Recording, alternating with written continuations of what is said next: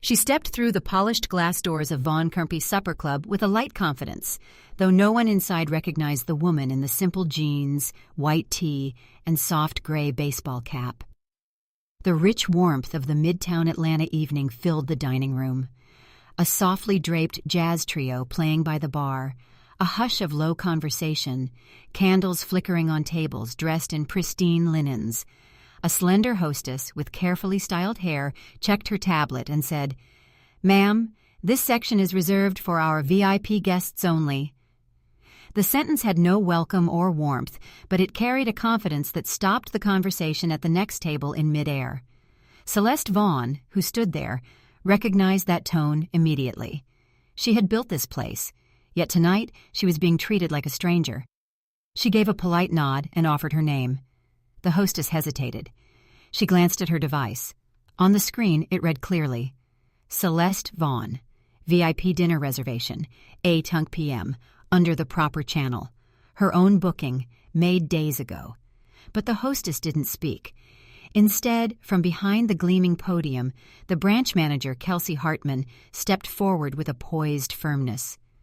"Our VIP section is for members and special guests only," she said, her voice brisk. "If there's room at a regular table, we might be able to seat you there."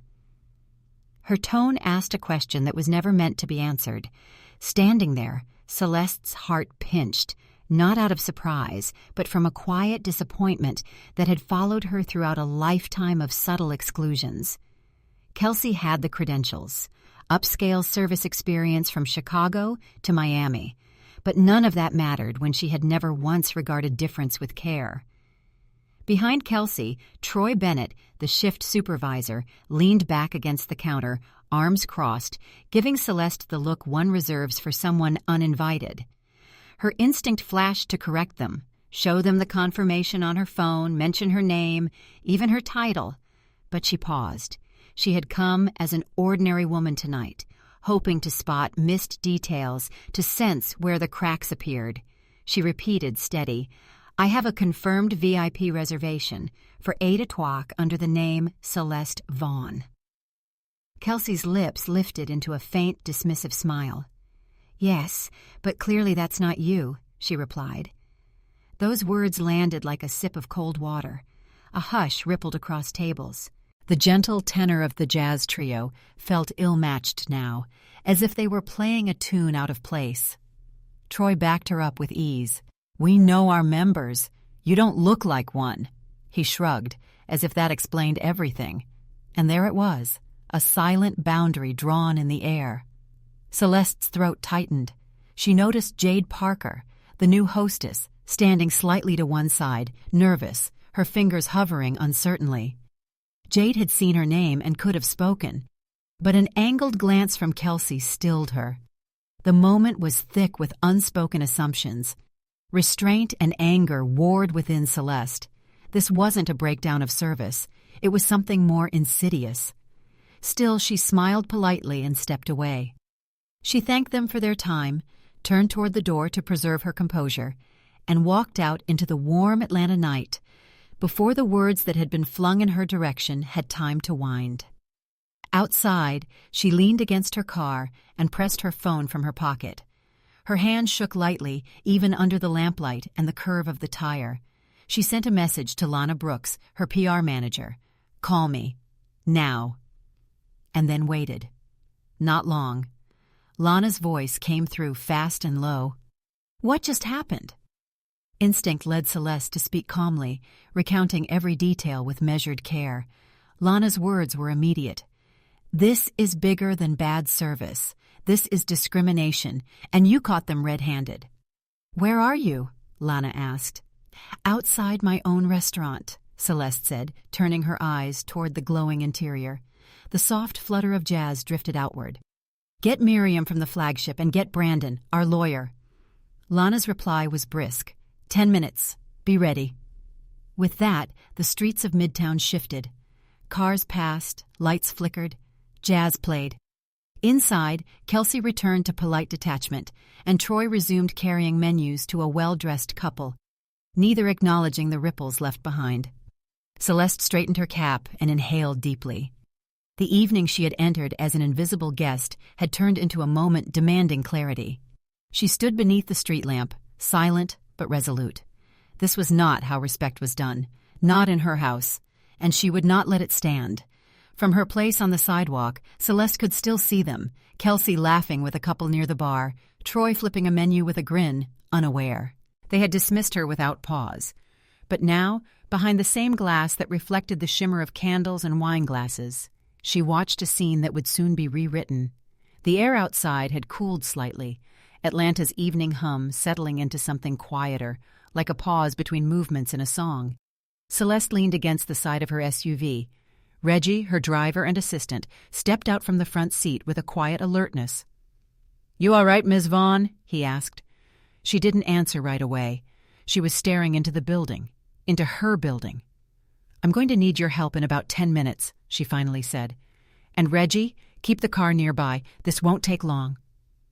She sent another quick message. Within minutes, headlights rolled into view. A sleek black sedan pulled up, and out stepped Lana Brooks, her PR manager and media strategist, her heels clicking softly against the pavement. Right behind her came Miriam Torres, general manager of the flagship location. Miriam's dark eyes were already scanning the windows as she approached, her expression unreadable, composed as always. Lana didn't wait for small talk. "Walk me through it." Celeste recounted everything again. Kelsey's comment, Troy's remark, Jade's hesitation, the tone, the look, the assumptions, every detail laid out cleanly, as if preparing evidence for court. She ended simply, "They didn't even check the name. They just saw me and decided I didn't belong." Miriam's jaw tightened, and Lana exhaled slowly. "This goes public by morning," Lana said. "I guarantee it. But what we do now determines how it goes public. Quiet correction or clear accountability?" Celeste didn't hesitate. "We do this clearly. No theatrics. Just truth." Another car pulled up. This time Brandon Ellis stepped out, leather portfolio under one arm. The company's legal counsel was calm, deliberate, and never flustered.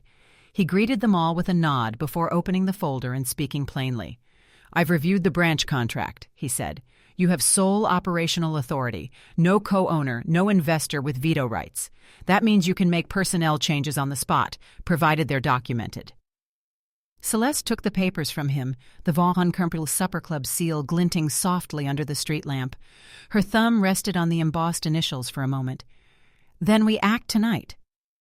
She looked through the glass again. Inside, Derek Caldwell, the head chef, was behind the open kitchen's brass-lined counter, tossing greens into a bowl with precision. Troy walked past the bar with 2 crystal decanters. Kelsey, ever polished, leaned into a guest's ear with a delicate smile that hadn't made an appearance when speaking to Celeste earlier. "They think they've won," Celeste murmured. Lana tapped her phone. "Are you okay with us recording this for internal purposes?" Celeste nodded. "I'm counting on it leaking." Miriam stepped closer, her voice low but firm. "When you go in, don't let them control the pace. You set the tone. No debates. No room for denial." "I'm not changing clothes," Celeste said quietly. "I want them to see the same woman they turned away." Brandon handed her the finalized termination letters. "Everything's ready. Just say the word." Celeste took a breath. She wasn't angry anymore, not in the way people often imagine.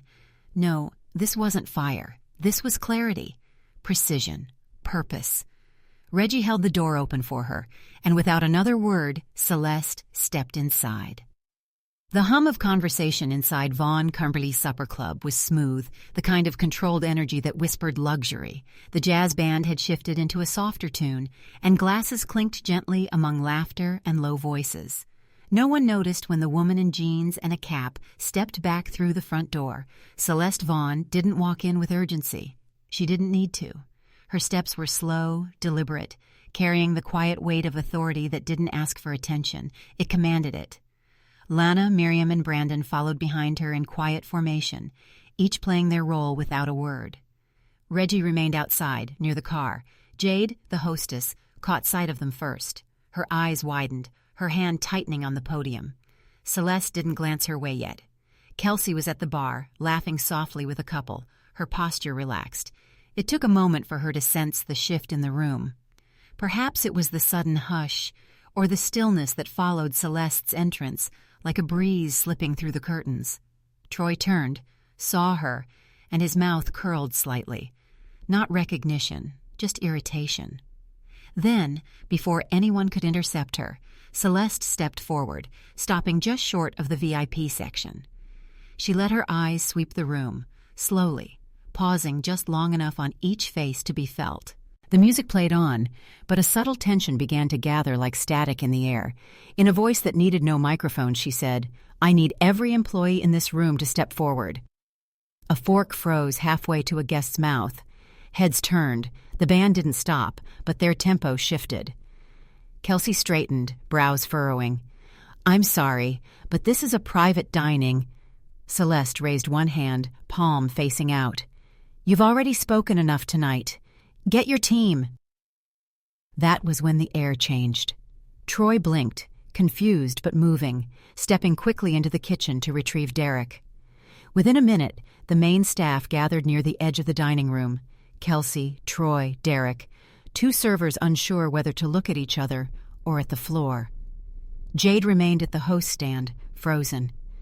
Celeste turned to Brandon and took the folder from his hands.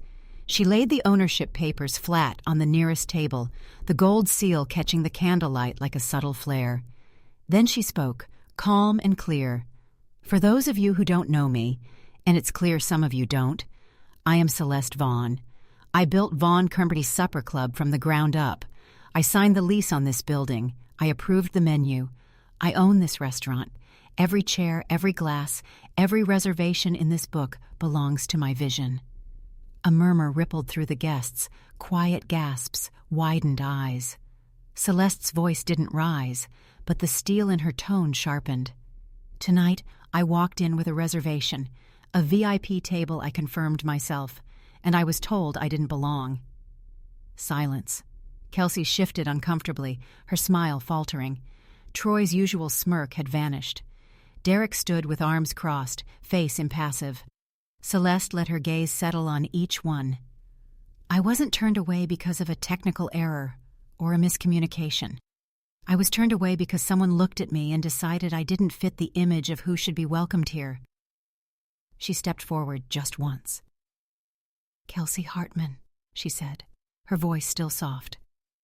"You looked at me, judged me, and denied me service without even verifying my name. That is unacceptable. That is unprofessional. And as of this moment, your employment here is terminated." Kelsey opened her mouth, eyes wide. "Ms. Vaughn, this isn't how you—" Celeste held up a hand again. "You've said enough."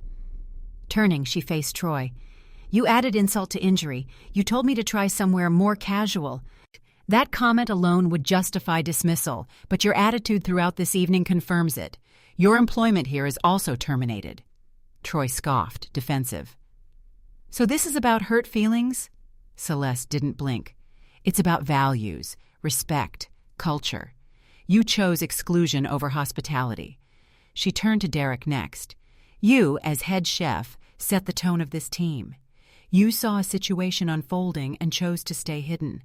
That's not leadership. That's enabling. Your employment is also terminated." Derek's jaw clenched. "I've worked in Michelin kitchens.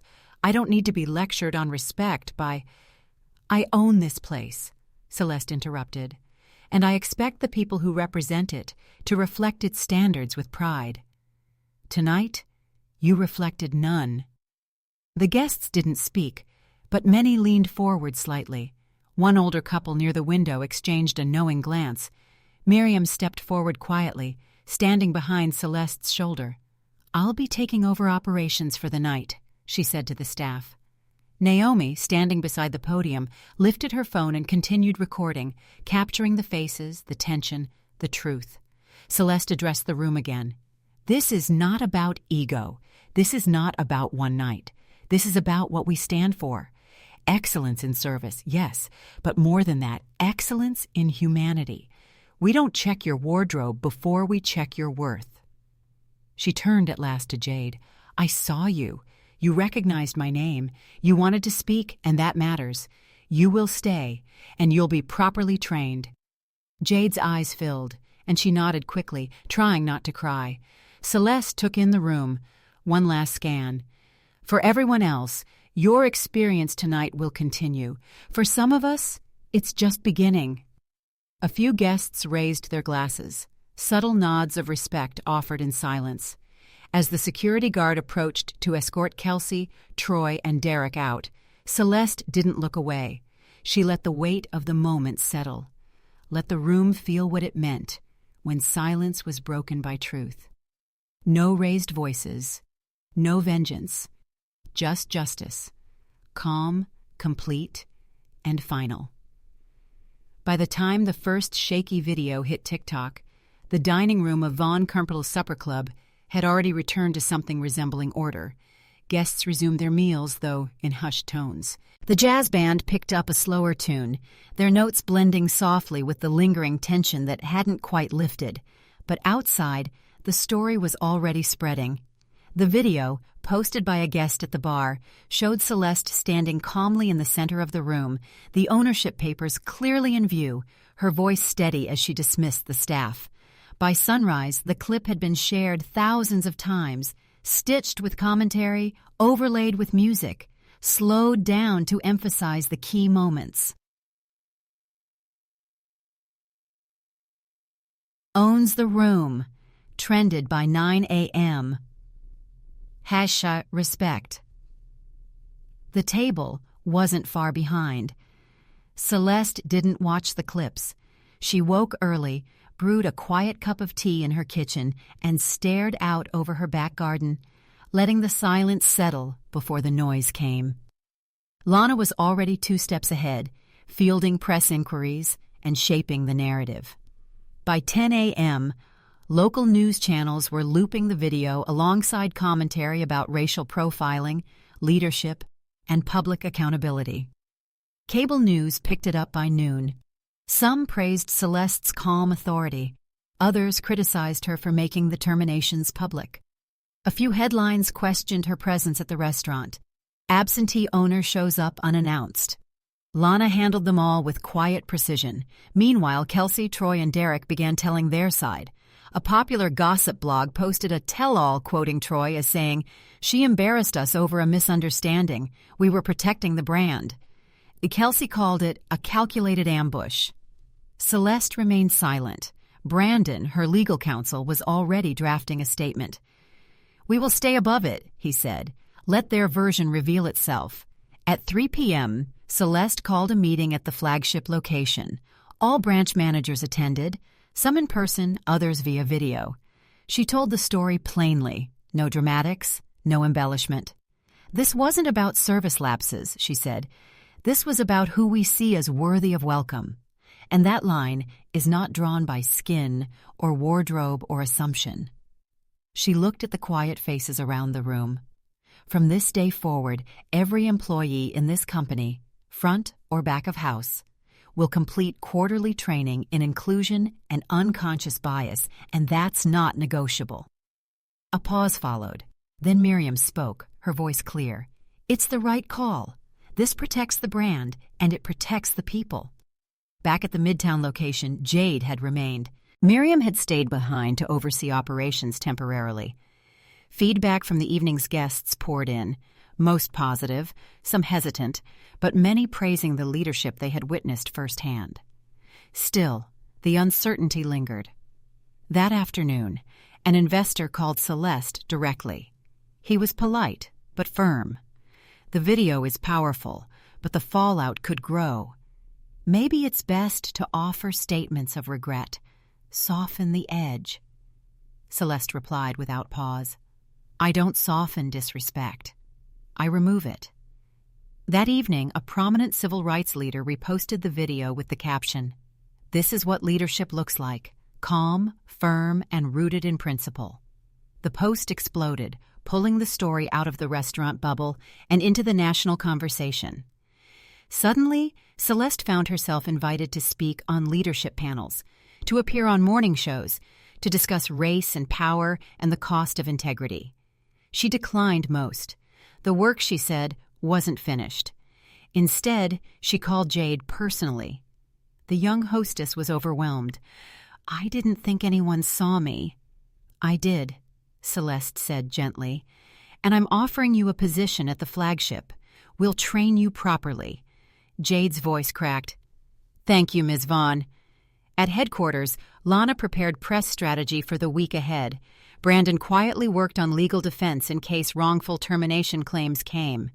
Celeste, meanwhile, returned home that night not with anxiety, but with a quiet clarity. She thought of her parents, who had never stepped inside a fine dining restaurant, who taught her that class had nothing to do with wealth and everything to do with how you treat people. The headlines would fade eventually, but what she had done inside those walls would not. Not for her, not for the ones who watched and learned. The chairs in the community center on the west side of Atlanta were older than some of the guests seated in them. Their metal legs creaked when people shifted, and the fluorescent lights overhead flickered just enough to remind you this wasn't a corporate stage. There were no microphones, no cameras. Just Celeste Vaughn standing in front of neighbors, students, old friends, and curious strangers who had come not to watch but to listen. She wore no suit, just a simple blouse, flat shoes, and a calm expression that softened as she scanned the room. "I wasn't planning to speak today," she began, "but something happened last week that's been talked about more than I expected." A chuckle rippled through the room. Everyone knew what she meant. "They looked at me," she said, "and decided I didn't belong. That was all it took for me to know everything else about them." No dramatics, just truth. Celeste let the words hang for a moment. She remembered the feeling, the tightening in her chest, the burn in her throat, as she stood at the podium in her own restaurant, being told to leave. And then she remembered what followed, the calm return, the papers, the firings, the silence that followed power. She looked into the eyes of the people gathered. A grandmother held her granddaughter's hand. A group of college students leaned forward in the back row. A few local reporters stood quietly near the door, no recording devices in sight. "You're going to walk into rooms," she continued, "where people think they already know you, where they've mapped out your place before you've said a single word." A long breath. "And when that happens, you have a choice. You can walk out, or you can claim the space you've earned." Silence turned into stillness. "That night," she said, "I claimed mine." The applause was soft at first, then spread, a rhythm not of celebration but of recognition. It wasn't the clapping of people impressed by success, but of people who had tasted a similar sting and were now nodding in quiet agreement. Afterward, several approached her, some shy, some bold. A woman in her 60s with graying braids simply said, "About time someone said it out loud." A teenage girl asked for advice on her first job interview. A man from the neighborhood brought her a small gift, a faded photo of his mother dining at a modest family restaurant Celeste had once managed years ago. "You treated her like royalty," he said. "She never forgot that." Celeste accepted it with quiet grace. In the days that followed, the speaking invitations grew. Women's leadership conferences, business schools, youth entrepreneur panels. Celeste declined most at first, not out of pride, but because she wanted to be intentional. Then one night, she sat with Miriam and Lana at her kitchen table, a simple meal between them. Over roasted vegetables and cornbread, they talked about what it meant to be seen. "I think it's time you speak," Miriam said gently. "Not just for the business, for the girls watching." Celeste nodded slowly, so she began. Not with a media tour, not with fanfare, but with mentorship, meeting once a month with a small group of young women, some in business, some still in school. They gathered at a local cafe after hours, no agenda, just stories, questions, laughter, and the kind of knowledge you don't find in textbooks. Know your worth, defend your standard, and never let someone's limited vision define your place. One of the girls, no older than 17, had asked softly, "How do you know when it's time to speak up?" Celeste paused, thoughtful. "When the silence starts to feel heavier than the risk," she said. "That's when." The girl nodded, slowly, her eyes wide with understanding. These weren't conferences. These were beginnings. And as she watched these young women step forward, one by one, Celeste knew something with quiet certainty. The moment she chose to speak in that dining room wasn't the end of the story. It was the beginning of many. The balcony overlooked the city like a quiet promise. From this height, New York buzzed below, honking taxis, the soft wail of sirens in the distance, lights flickering against windows. But Celeste wasn't watching the skyline. She was watching the construction crew. They were finishing up the interior of her next Von Kermpe Supper Club branch. Just past the marble-tiled entry, she could see the outlines of the bar, the curved booths by the window, the gleaming open kitchen that would soon hum with precision. But what held her gaze was the long oak table at the center of the dining room. Unfinished, still dusty, but unmistakable. The grain ran through it like veins. It wasn't just decor. It was the table she had designed herself. A symbol. It would seat 12. No hierarchy, no spotlight. Just a place for connection. She thought of Atlanta. She hadn't set out that night to make a statement. She just wanted dinner. But the dismissal, the tone, the assumption, they had ignited something that had always been there. Not anger, resolve. "They thought I didn't belong at my own table," she murmured, voice nearly lost to the wind. "But I built the table." Behind her, Reggie stood silently near the glass doors. He had followed her through everything, the early nights, the late flights, the meetings where no one took her seriously until she spoke. He cleared his throat gently. "Miriam just sent the final numbers. Midtown's guest satisfaction score is up 18%. Press coverage is stabilizing." Celeste nodded. "Let it quiet down. The work will speak louder." She turned back to the view. It wasn't the virality she remembered. It wasn't even the firings. It was Jade's face when she realized she wasn't invisible. It was the email from a mother in Ohio saying her daughter watched the video and cried, not because of the drama, but because someone who looked like her owned the room. That was the legacy she wanted. Not the headlines, not the applause, just the ripple, the steady change that begins when one person refuses to shrink. She pictured the table downstairs again. Not just a place to eat, but a place to belong. For the girl with braids and ambition, for the mother who saved for a birthday dinner, for the man in work boots who wore his best shirt, for the couple celebrating their anniversary, for the young host who dared to speak up, for anyone who walked through the door and deserved more than judgment. She exhaled slowly. This wasn't about revenge. It never had been. It was about making sure no one else was ever told, wordlessly or outright, that they didn't fit, that their worth could be measured by a glance. The door opened behind her. Lana stepped out, her coat pulled tight against the evening chill. "You ready for opening night?" she asked. Celeste smiled. "I've been ready since Atlanta." Lana joined her at the railing, both women silent for a while. "You know," Lana said, "you didn't just fire people that night. You rewrote the rules. People felt that." Celeste nodded. "Good. Let's keep rewriting." The wind shifted, carrying the sounds of the street upward. She stayed there a while longer, watching as the workers cleaned up below, laughing quietly among themselves. One of them wiped down the table carefully, almost reverently. A new chapter, Celeste thought. A new room. But the same promise. In this house, respect is not optional. In this house, everyone has a seat, if they've earned it. And no one, not ever, will push her from the table she built again. Sometimes, the softest moments leave the deepest echoes. On a quiet balcony above a bustling city, Celeste didn't need to raise her voice to reclaim her space. Her presence did it for her. That oak table being polished below wasn't just furniture. It was a quiet declaration that dignity is not a costume and belonging is not decided by appearance. The lesson runs deeper than a viral video or a single night of reckoning. In a world quick to judge and slow to listen, Celeste reminded us that truth doesn't shout, it stands. And sometimes it stands in the form of a black woman, steady and unshaken, walking back through a door that was once closed to her. She didn't just correct a wrong, she restored a standard. Not with revenge, but with vision.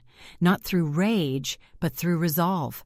It's a story for the Black community, yes, but also for every person who's ever been told, you don't belong. Because belonging isn't something others grant you.